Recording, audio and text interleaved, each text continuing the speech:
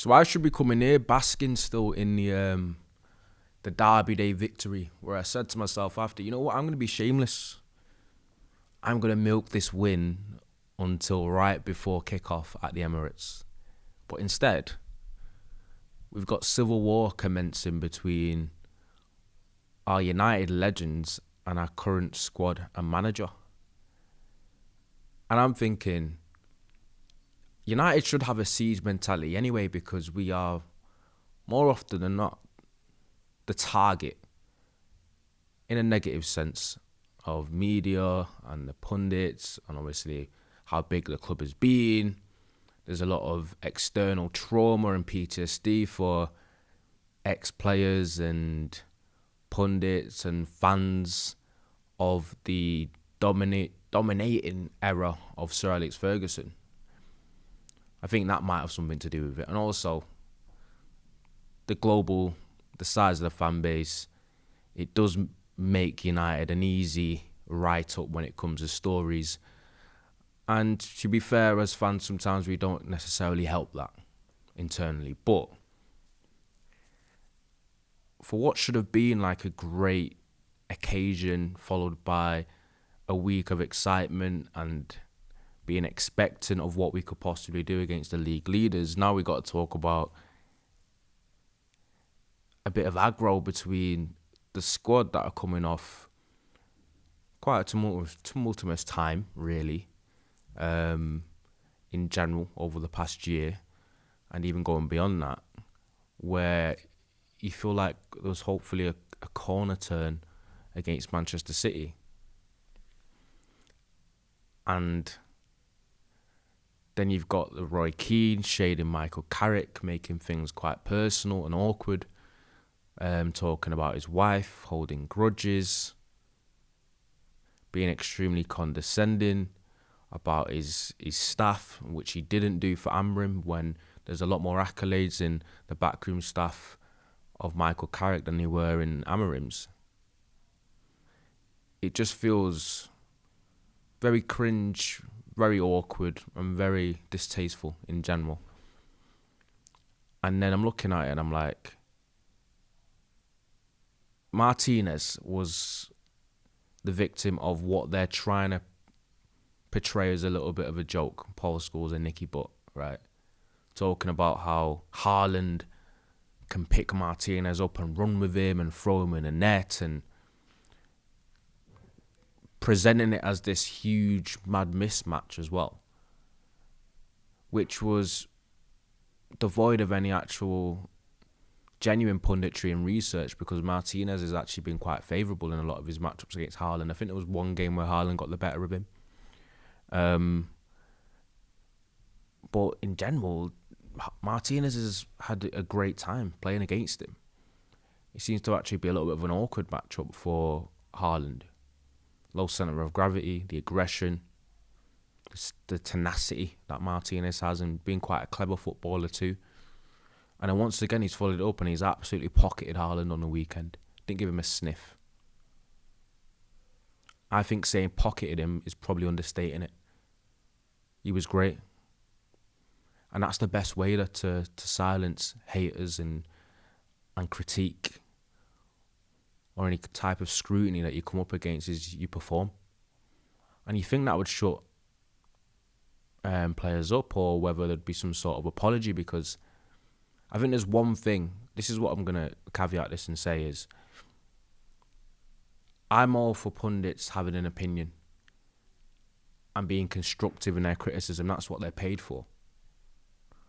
But when you toe the line and you start to cross the line to make things a little bit gimmicky and personal,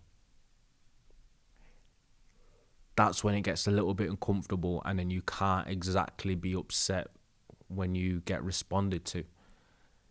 And this notion that Martinez has kind of threw his toys out the pram and responded in bad faith, he didn't. He was asked a question.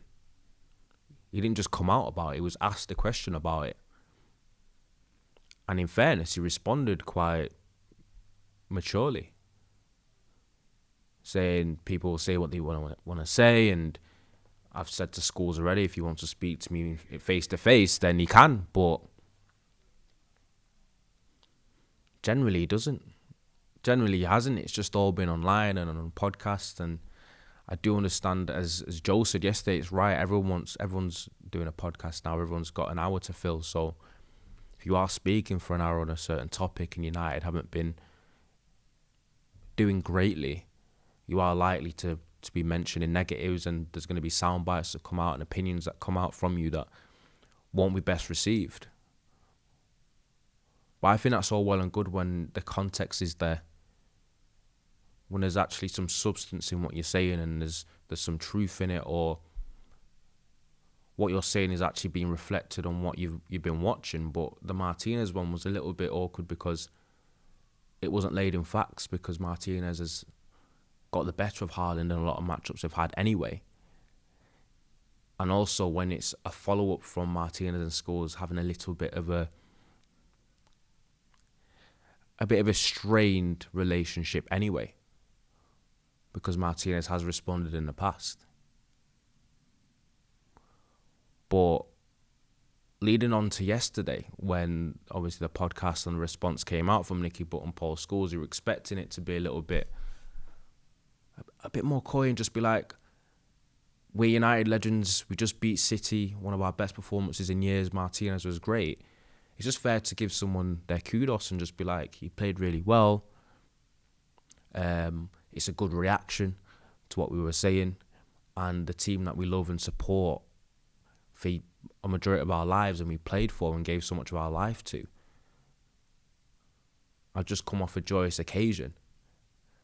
But instead, they just reacted a little bit like teenagers and kind of soured things and got even a little bit more personal and just come across really sensitive for me. So if you haven't seen, it starts off with Paul Scholes kind of going, someone's played hell, have we? And then saying, I hope he follows it up, and just kind of being throwing a little bit of shade. But I think the main point from the podcast anyway is, obviously you can watch it for yourself, is Nicky Butt alluding that Martinez shouldn't play for a big club if he can't face criticism, which I think is a huge overstep when you've basically come out and said, you and Scholes have come out and said that this man, Martinez, will get picked up by another man and carried around the pitch or even thrown into the goal. That is a violation. That is a violation of manhood, and that is just cheeky. That is disrespectful. You can say it's a joke, but as my mum always said, there's always a little bit of truth in every joke. And it was meant. And it was a little bit vulgar, I thought, in the way that it come across, because it's been a little bit of a tired rhetoric about Martinez and his size and his deficiencies in that sense. But yeah, Nicky Butt came out and his response was, why is he answering back? I think that's what Scholes said, and saying, if you can't take criticism and you're going to be so precious, then it tells me that you shouldn't play for a big club. And then when I played for Newcastle, I had people turn up to my house and throw eggs at my house and all this nonsense. I'm paraphrasing, really, but it's very much along them lines. But I thought the Newcastle thing where he says, I just got it in the past and I didn't ever respond. It's the old adage, right? 2 wrongs don't make a right. Just because it happened to you doesn't mean that it's right for you to do it to someone else. But as I've said, I think United and the players have enough to contend with when it comes to the outside noise and the media scrutiny and the pressure cooker that is playing up for Manchester United, without legends of the game and pundits taking their time out to go on camera and make personal, kind of disingenuous jibes. Because I did want to come on here and be like, I think there is a little bit of sensitivity from fans when ex-players are critical.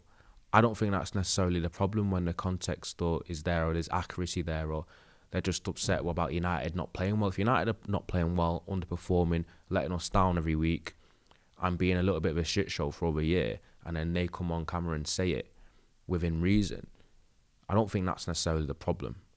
It's when it starts to to go where Roy Keane went with it, where it felt a little bit personal, a little bit unprofessional. And it's like Martinez proved Nicky Butt and Scholes wrong and shut them up accordingly with their performance. And instead of just being like fair play and giving kudos, they went on camera and reacted like little children. Like their feelings got hurt a little bit. Doubling down as well. I'm never a fan of people. Doubling down when you're wrong is one of the worst traits you can have as a human being, by the way. It blocks development. I want to get too philosophical, but it's true. But that was bad taste, that, from them two. And I think United need to nip it in the bud. Not saying there's got to be some massive sanctions from the club towards them, but I think this has to stop, because United are in transition and United are trying to get back to being what we all want them to be, and that's challenging with the big boys and being a serious football club. But that can't be the case when there's this constant circus and you've got ex-players constantly undermining the club as well and undermining the players in the squad as well, when I don't see it happen with any other of the big clubs. I think it's hard enough for Manchester United anyway, and the players. It's hard enough for us as fans. And as I've always said, professional players do a good job at drowning out fans, because you might take it personally. They have this. I know footballers have been around them. Obviously, I played football myself. Is they have this thing of, whether you agree or not, fans, what do they know? So they kind of disregard and they drown out what fans say. But when it's ex-players that they respect, that have played the game with them and have been professionals like they've been, it hits a lot harder for them. And that's when they're like, wait a minute. Yeah, but I didn't like that. I didn't like it at all. But anyway, remember to like, comment, subscribe. I thought I'd just throw my 2 pence on it, because in what's meant to be a great week where we're excited and seeing what we can do on the weekend, I thought on the Monday only Manchester United would have that type of nonsense happen on the Monday after, and it shifts the attention away from what was a good occasion to it just being a little bit high school. Not having that. But yeah, remember to like, comment, subscribe, hype the video, and I'll see you next time. Thanks for tuning in. 10k just about on the horizon. I can almost see it. I can taste it. But yeah, hopefully the lads nip that in the bud, and United sign someone and beat the Gunners on Sunday. See you in a bit.